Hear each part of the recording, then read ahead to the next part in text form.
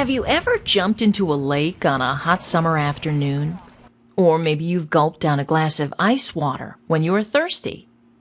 This morning, perhaps, you took a shower before coming to school. And you probably wet your toothbrush before brushing your teeth. If you've done any of these things, you've used water. Water is vital to the survival of living things. We need to drink water to live, and most everything we eat depends on water. In fact, about 60% of our body is made up of water. Where does water come from? What forms does it take? And how does it change form? During the next few minutes, we're going to explore these questions and others as we discuss the water cycle.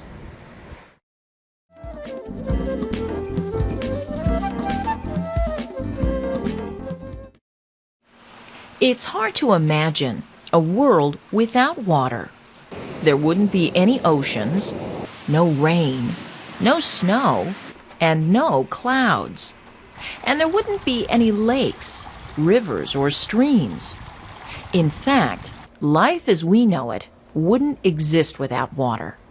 We use water to wash, cook, drink, and even to flush the toilet. Beyond using water in our homes, water is used in industries to make products. It's used in agriculture to wash animals and to provide them with drinking water. You observe.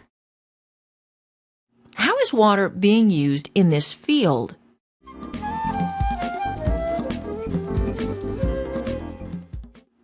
In this case, water is being used to irrigate crops. Water also plays a key role in keeping cities and neighborhoods clean. And think of all the recreational opportunities that water provides, like swimming, boating, fishing, and skating.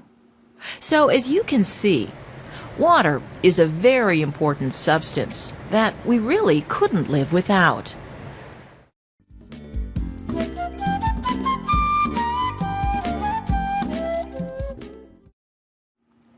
This single drop of water might be thousands of years old. It may have been pumped from deep underground, where it's been trapped for the past 5,000 years. Before that, it may have once been a drop in an ancient sea. Later, it may have existed as an ice crystal in a glacier, or been part of a cloud high in the sky. How does water change from one form to another? The answer lies in something called the water cycle. The water cycle is the continual movement of water from sources of liquid water to the air and then back to Earth. The water cycle is going on constantly all around us, even though we may not realize it. There are three very important processes at work in the water cycle: evaporation, condensation, and precipitation. Let's take a closer look at the water cycle and see just how water changes from one form to another.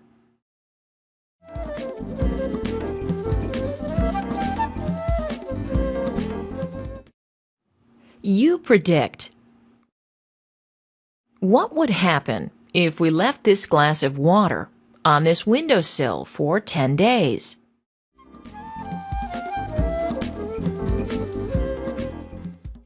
As you can see, over time, the water gradually disappeared. Where'd the water go? It went into the air, changing from a liquid to a gas. We call this a phase change. On Earth, water can exist in three different phases: as a solid, a liquid, or a gas. A phase change involves matter changing from one phase to another.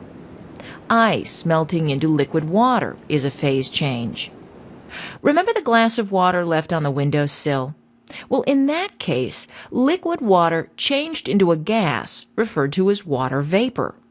That change was caused by a process called evaporation. Evaporation is occurring all the time off the surfaces of lakes, streams, oceans, rivers, swimming pools, and even mud puddles. Evaporation even occurs off the surface of your skin when you sweat or when you come out of the water after swimming. Evaporation is one of the main ways that water vapor gets into the air. Plants also give off large amounts of water vapor in a process called transpiration. A single large tree, for example, can consume about 1,800 liters of water a day, and a large amount of this is then emitted into the air as water vapor.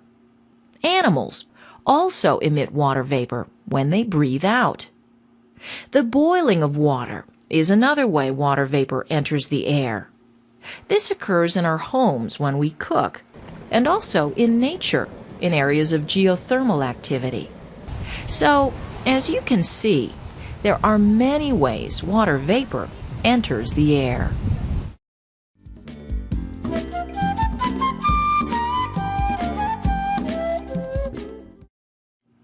Perhaps you've grabbed a cold can of soda and noticed moisture on the surface of the can. You decide,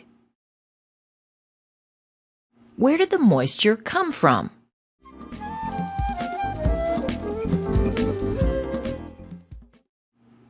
The moisture came from water vapor in the surrounding air. As water vapor cools, water molecules slow down.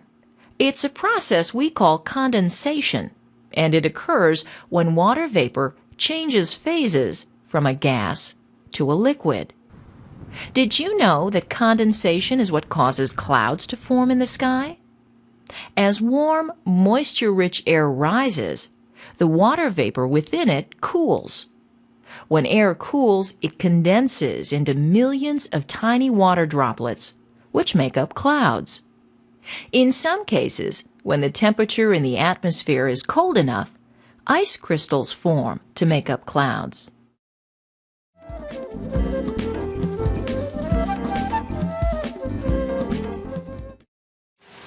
You've probably taken a walk in the rain, or if you live in a northern climate, you've most likely experienced a snowstorm. Rain and snow are examples of precipitation. In the process of precipitation, water is returned to Earth in the form of rain, snow, sleet, or hail. Precipitation occurs when water droplets, or frozen water in the form of ice or snow, become too numerous and heavy in a cloud, and they fall to Earth.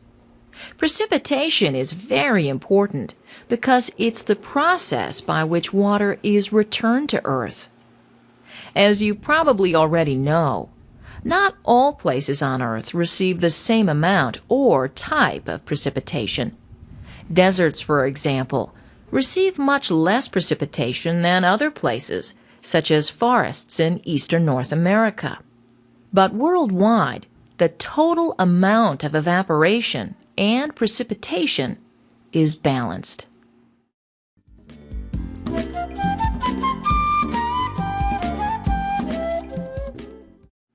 We've just discussed the three main processes in the water cycle: evaporation, condensation, and precipitation. Now let's see how these work together to create a cycle around this forested lake. Water evaporates off the surface of the lake when liquid water changes to water vapor. The plants and animals surrounding the lake also give off water vapor. As air containing water vapor rises, it cools.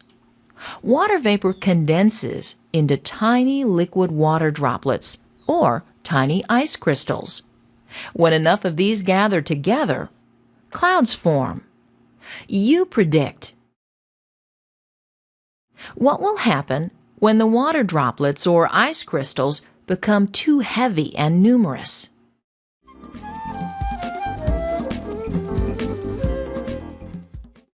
They eventually fall to Earth in the form of precipitation. Some precipitation falls directly into lakes or other bodies of water, or it falls onto the land.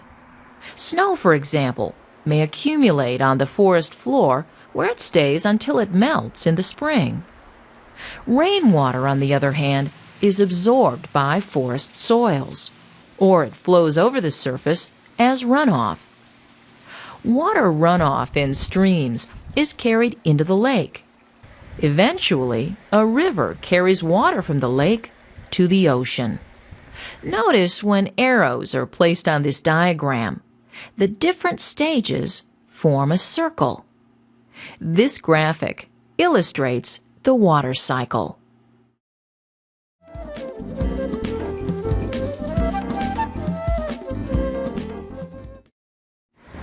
During the past few minutes, we've discussed some of the important ways that we use water. We saw that the water cycle involves the continual movement of water from sources of liquid water to the air and then back to Earth. The specific parts of the water cycle were explored, including evaporation, condensation, and precipitation. So, the next time you take a drink of water, go swimming, or take a walk in a snowstorm, think about some of the things we've just discussed. You might just think about the water cycle a little differently.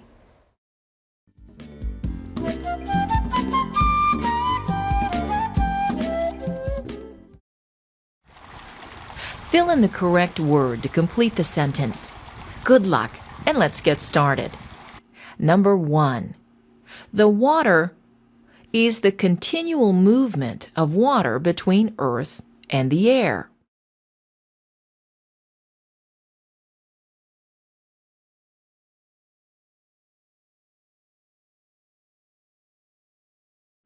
Number 2. Involves liquid water changing into water vapor.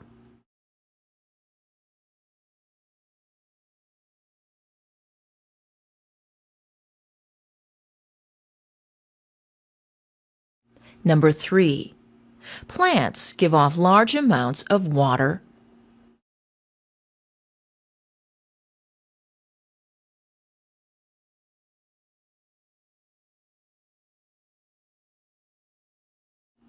Number 4. Clouds form via the process of